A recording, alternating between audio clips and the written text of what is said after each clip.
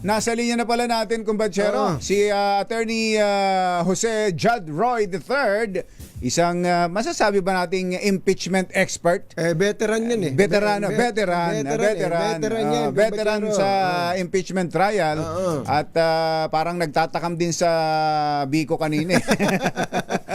Iba naman pala yung itsura talaga ng Biko eh. Nakakatakam talaga eh. Talaga, pagka medyo dark na gano'n, masarap yung Tapos may Biko. latek, ano? At Tapos saka yung meron iba kang dyan, may nyug pa. yung may nyog. May nyug pa, nilalagyan pa ng nyug. Tapos may kape ka o kaya Ay, may tsaa. ay, naku naman. Sarap ganitong paulan-ulan. Masarap inumin yan sa Hey Beshi Cafe. Ayun, matatagpuan sa Adriatico Corner, Santa Monica. Tapat lang po ng Robinsons, Manila. Attorney Judd Roy III. Attorney Judd, magandang morning. Si Ka Jared, si Ka Tunying po ito.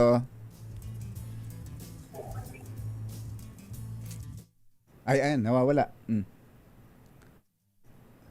Ay, pakimute po ninyo. Sorry. Magandang umaga ka, Tunying. Magandang umaga ka, Jerry. Opo. Magandang umaga, mga kababayan, and to the rest of the people, good morning. Good morning po sa inyo. Unang-una po, gusto lang naming malaman, tama bang kayo tawaging impeachment expert o the veteran? Parang may edad pag Ang gusto veteran kong malaman pagkatapos ba nito, padadalhan nyo rin ako ng 1,000? Hindi, Biko lang, papadala Biko namin lang, sa inyo. Biko.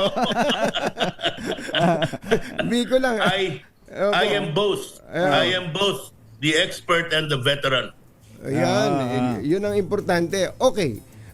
Unang tanong, yung po bang so far kung gagraduhan nyo yung ginagawa both ng prosecution at ng defense at nung korte mismo for the past 3 weeks or so, anong ibibigay nyong grado sa kanila? Komplikadong tanong yan, Anthony. Ang tinatanong mo ba yung mga pinapakita nila o yung mga nilalaman? Kung doon sa nilalaman, kung doon sa nilalaman, siguradong lamang ngayon sa panahong ito ang prosecution.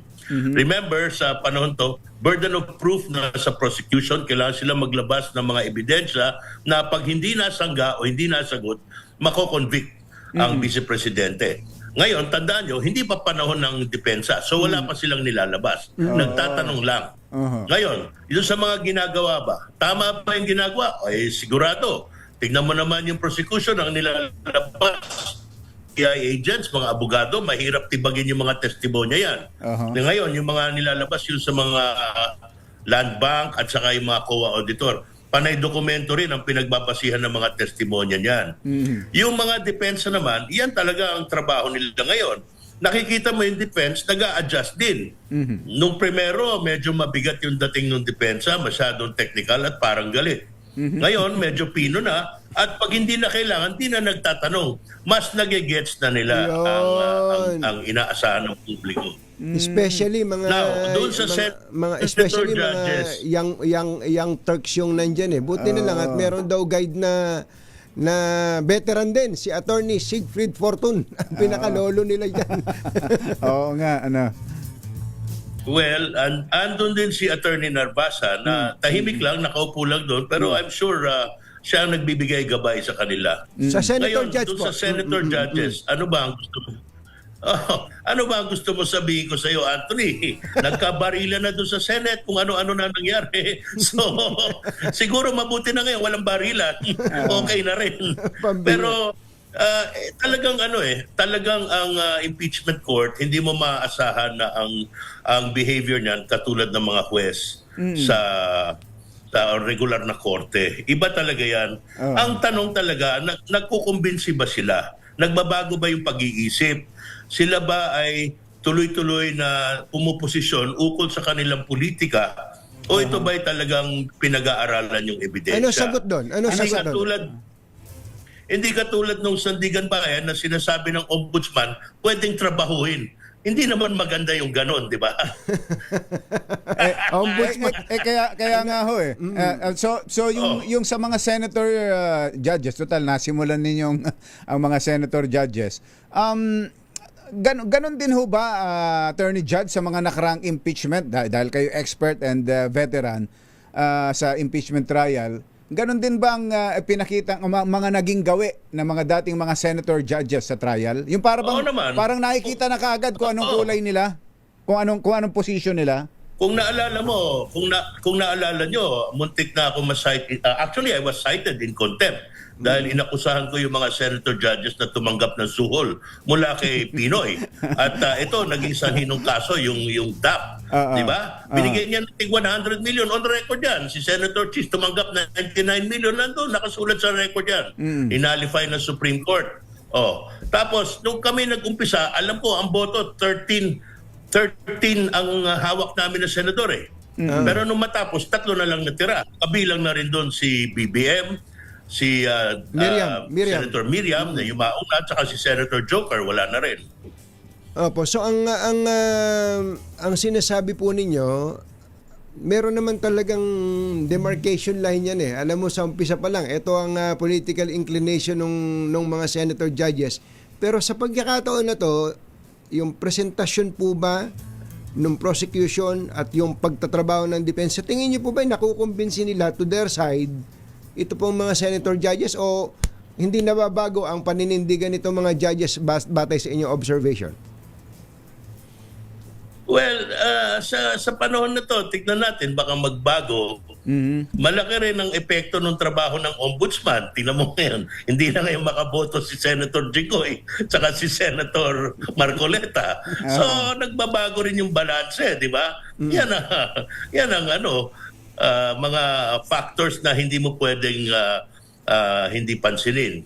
Ganyan talaga, ang politika yan eh. May halong politika, may halong judicial, di ba? Halong technical. Oo. Kanina Attorney Judd, pinag-uusapan namin ni Cumbachero na yung pag-ahabol sa impeachment kay VP Sara, para sa iba walang value kasi merong ibang dapat na habulin na mas malalaking halaga ang dapat na habulin. Kaya ho pumapasok dito, kaya nagagamit ho dito si dating Speaker Martin Romualdez. Tinitingnan ho na iba, ito yung magandang pambalansi diyan.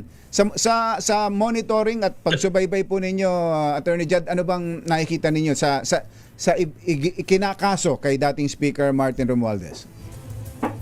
Parang ganun lumalabas Anthony at Jerry. Nakakalungkot kasi nga nabanggit ko nga kanina, may sinabi si Ombudsman na parang tinatrabaho daw yung korte. Ngayon, hindi ko alam kung ano ibig niya sabihin, pero ang dinig ko doon, parang lumalabas na nasusuhulan yung korte. Tapos ang sabi niya, kakausapin pa niya si Chief Justice tungkol dito. Di pati siya, tinatrabaho niya rin. Dapat siguro hindi ganun yung mga pahayag ng ombudsman. Ito isang independenteng office at saka mataas ang katungkulan. Halimbawa, doon sa punto na kukunin niya si Bonoan na state witness, yan sinasabi, pag hindi nagustuhan ko yung testimonya na ibibigay ni Bonoan labang kay Romualdez, ibabalik ko siya sa kaso. Pag nagustuhan ko, ilalabas ko. Tapos, yung sa 18 Marines, nako, ganun din ang ginawa. Yung joint affidavit, pinawalang bisa at sinabi ito dahil panay kasinungalingan. Hindi pa nga kinasuhan yung mga 18 Marines at may mga warat na ngayon. Pero si Ombudsman, kinuha niya yung 8 doon. Pinagawa ng mga affidavit laban kay Romualdez at ito siyang gagamitin. Ngayon, ito pa, doon sa 8 yun, yung 3, merong mga paratang laban kay Senator Chis Escudero nandun sa joint affidavit. Bakit yun ay hindi na sinama dito sa mga bagong affidavit laban kay Romualdez? So, parang hindi maganda at kanya'y talagang matagal niya na kasing tinuturo yan si Romualdez eh. O kung bakit ngayon biglang bumulusok itong kaso ni Romualdez, kung naalala nyo, bago mag-SONA, doon pa lang niya inanunsyo na magpe-preliminary investigation. Bakit ganun? Ilang buwan niya na yung tinatrabaho yung kaso ni Romualdez. So, kahina-hinala itong mga pinapakita ng ombudsman. Huwag niyong kalimutan, ako naging biktima rin ng opisinang yan. Pag yan talaga, hindi niyo sinita, madaling maabuso ang makapangyarihan yan. Yan lang sasabihin mong tinatrabaho yung Sandigan Bayan. Ano ang ibig niya sabihin? Nasusuhulan?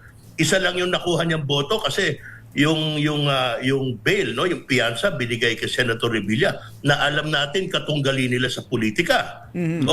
Isa lang nakuha niyang boto. Sinasabi parate na nahihirapan daw siya kasi yung mga abogadong kalaban nila, mga bayaran at matataas ang bayad, magagaling, ganun. Alam mo, Anthony, Jerry, I'm sorry to say, pero ang karanasan ko, natatalo ka sa korte pag ang kaso mo bulok. Pag mahina yung kaso mo, talo ka. Huwag mo sasabihin, pupunta-punta ka doon, tapos sasabihin mo, bayaran yung referee. Anong klase yun? Attorney, Pati kang abogado yan si Boying Remulla, nagtataka ako, bakit ganyan yung pahayag? Hindi maganda. yung pong statement ni Ombudsman na yun, anong tingin niyo magiging epekto sa mga justices ng Sandigan Bayan? Ito po ba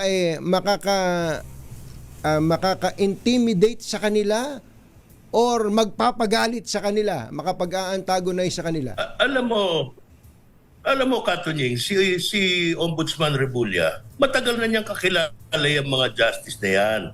Siya, huwag niyong kalimutan, naging congressman yan, naging secretary pa, nakaupo yan sa JBC, naging malapit yan kay Chief Justice. Kaya dapat yan, kung sa akin lang, kung ako si Chief Justice, lalayuan ko yan. Alam ko si Chief Justice, istrikto yan. Kaya walang kaibigan dyan. Hindi ka pwedeng basta-basta lumapit sa kanya, makipag-usap. Pag nakita mo siyang kumakain doon, yung babayaran mo yung kinakain niya, hindi po pwede yung mga ganun sa kanya. So, dapat maging maingat tayo dito sa mga pinapakita ni Ombudsman. Yung sinasabing tinatrabaho, paratang yan That's an accusation of corruption.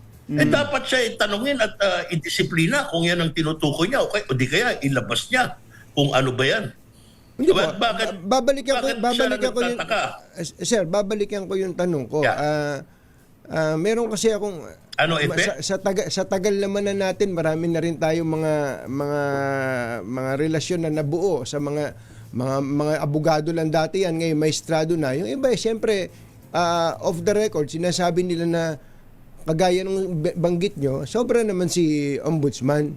Sobra naman. Pero merong iba sa kanila natatakot because the ombudsman can always harass them, file cases against them dahil hindi naman sila mga impeachable officials.